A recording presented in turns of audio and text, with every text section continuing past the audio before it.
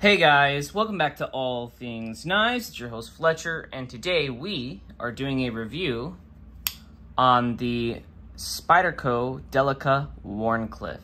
Alright, whether that's in K390 or VG10.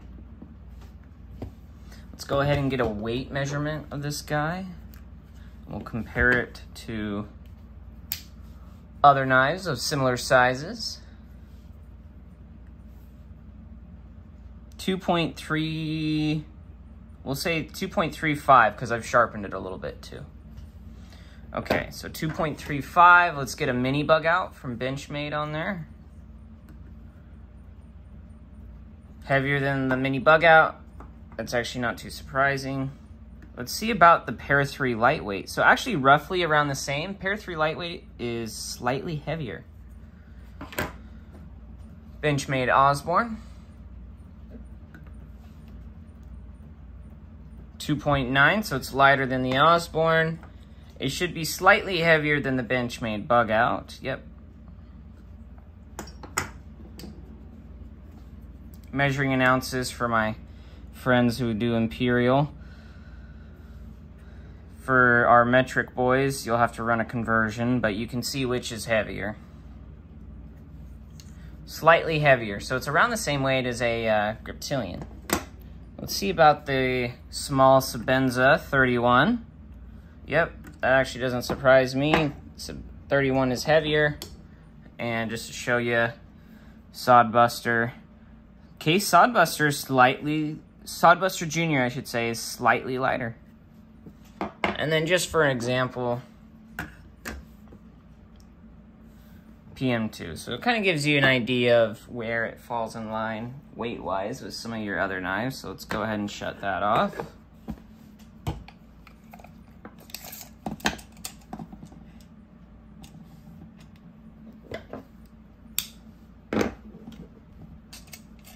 So if we go from butt to tip, you're about 7 1/4 inches if you go from butt to tip. So 7 1/4. Okay, 7 1/4. Let's see what something like the mini bug out would do. So mini bug out's about 6 1/2. You're getting about 2 3/4 inch blade. On the Delica here, you're getting about 2 3/4 as well, with about 2 1/2 cutting. Let's pull out another Spyderco knife to compare it to. So it's got about the same cutting edge as something like a Pair 3, if you see. 7 1/4, let's see what the Pair 3 is. About 7 1/2. So I think you're getting just slightly more handle with the Pair 3. Slight, real slight. I don't know if you guys can see that. Okay, so let's go ahead and put the Pair 3 away. Let's do something like the mini Griptilian. This is the sheep's foot version, so if I overlay them, it looks like they're about the same. Overall length is around actually 6.75. Cutting edge is around 2.75. Whereas about 2 1/2. So you're getting slightly more cutting edge on the Griptilian. But I think you're getting slightly more handle on the Delica. Just lastly, let's compare it to the Sebenza 31. For those guys out there that have the Sebenza. Sebenza's roughly just before the 7 mark. Let's see who has more cutting edge. I'm gonna say the Sebenza takes it on that one. You got more cutting edge with the Sebenza. Okay. Let's see what we got behind the edge. This is after 4 sharpenings. Okay.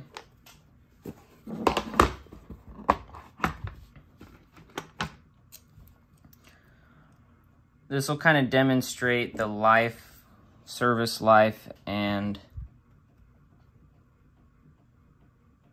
performance of the blade. Let's see, think about right there. So you got about 18 thou after a couple sharpenings. So it was probably even less than that a couple sharpenings ago. It probably was at 16. Let's see what we got near the tip here. Readings near the tip are kind of sketchy. 16 thou near the tip, if you see that.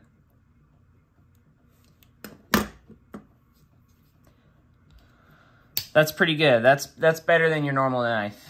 For example, just to compare it to one of Benchmade's knives after one sharpening.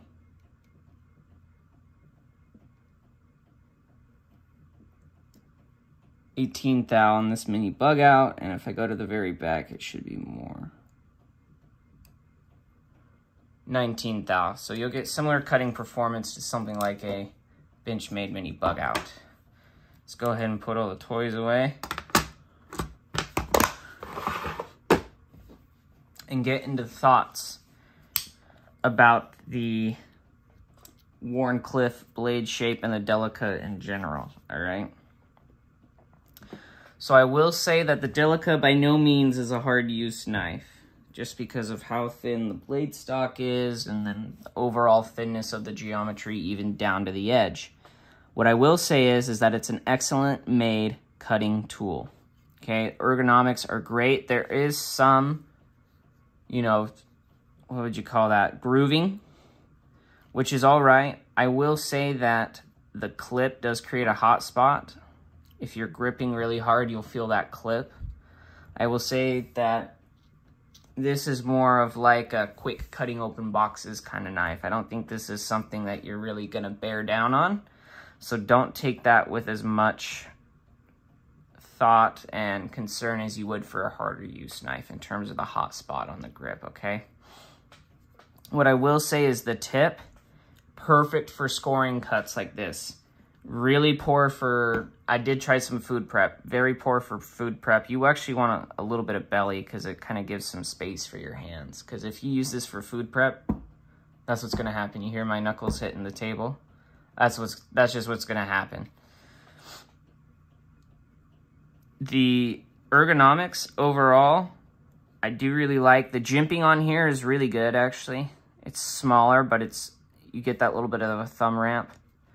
You can even choke up if you want on the dead area and the choil, you know, for kind of your more controlled cutting tasks, okay?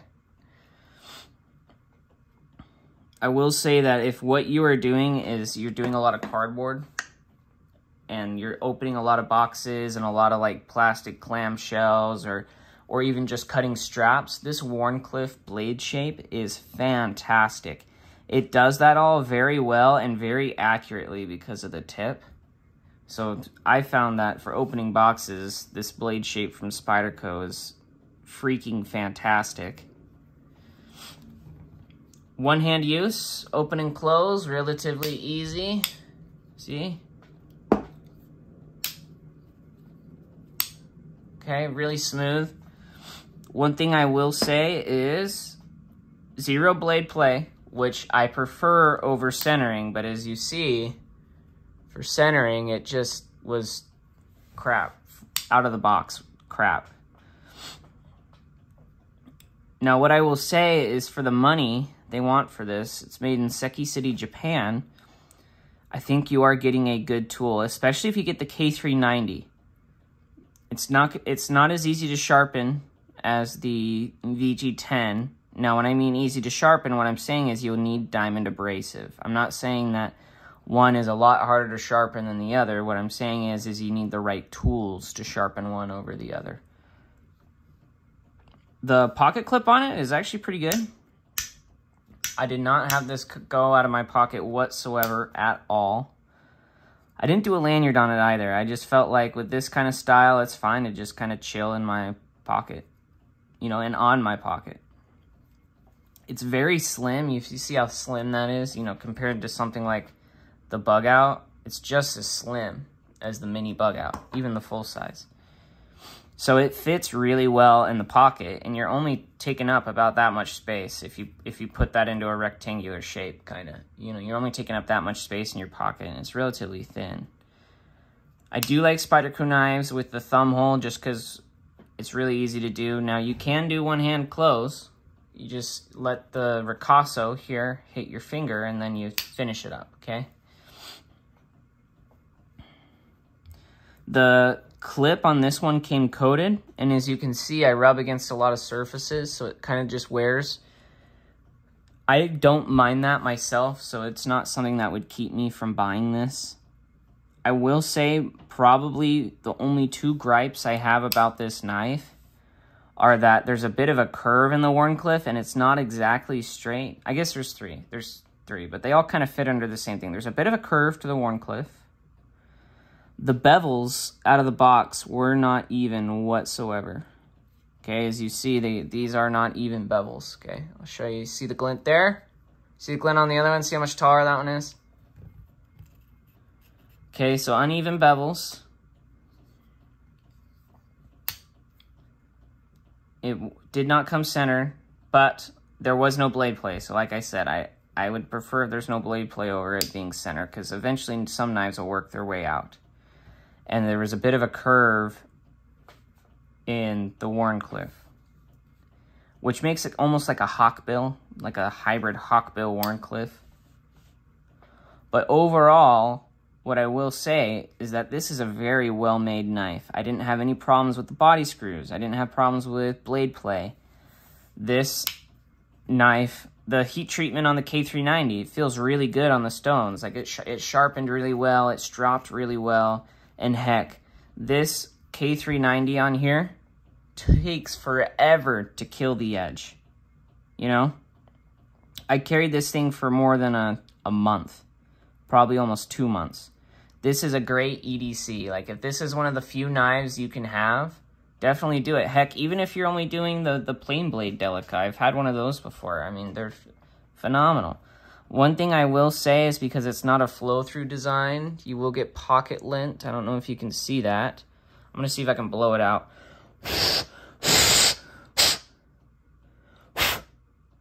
Probably not. That's a job for a Q-tip to get in there and do. So keep that in mind, as you will have to do some inside cleaning just to keep it maintained. The texture on the handles, you know, I'd kind of group that with the... This one might need some cleaning. There's even some lint behind the lock back. You know, so this... One thing I will say is probably... You know, lack of a flow-through design, kind of a weakness for this guy, but I have taken them apart before, and you can clean them. It's really not a big deal. The big deal is if you take this out right here. That's hard to get back in. I had to look up a video on how to do that. So maintenance, if you're just taking a scale off and nothing else, really easy. If you're doing more than that, put some time aside. I think that's something that would probably get some marks taken off for this guy over the Pair 3. You know, even though I kind of would class them in the same, although this is perfect for almost like an office carry because it's not a super built knife. You know, like this is just something you could carry in your pocket. You know, you got to cut open some... Actually, this shape's really good for opening letters too. You got to open some paperwork or something like that, or open a box. This fits that so well.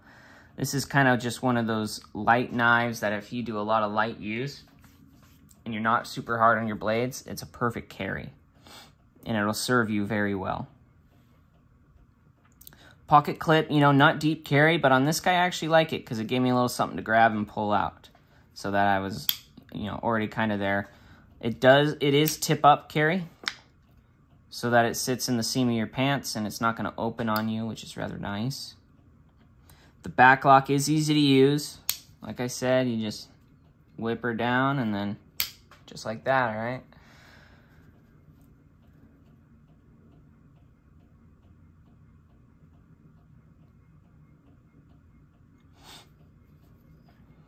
One thing I will say is that if I was going to get one of these, I'd get it in probably the K390 over the VG10.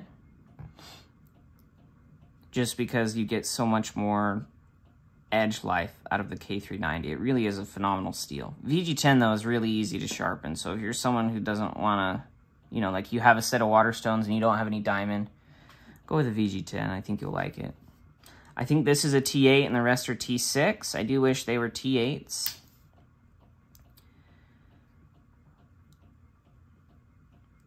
You do have the 4-direction pocket clip, but I like it right where it is. The Delica is really moddable too.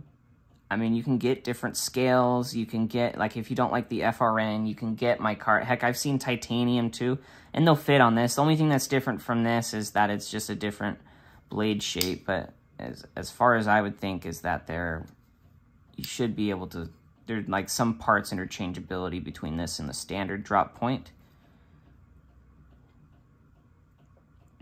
Man, I just see that there's pocket lint back in there and I want to go take this thing apart and clean it. I really enjoyed carrying this. It was a nice light knife that felt dependable in hand, that cut well, you know, decent ergonomics. I wouldn't say the best, but decent. I could pinch it really easy and kind of do my cuts. Not a super long blade, so it's not really, you know, a blade shape that's going to be illegal in a lot of places. It's, you know, under 3 inches, so you can take it just about anywhere.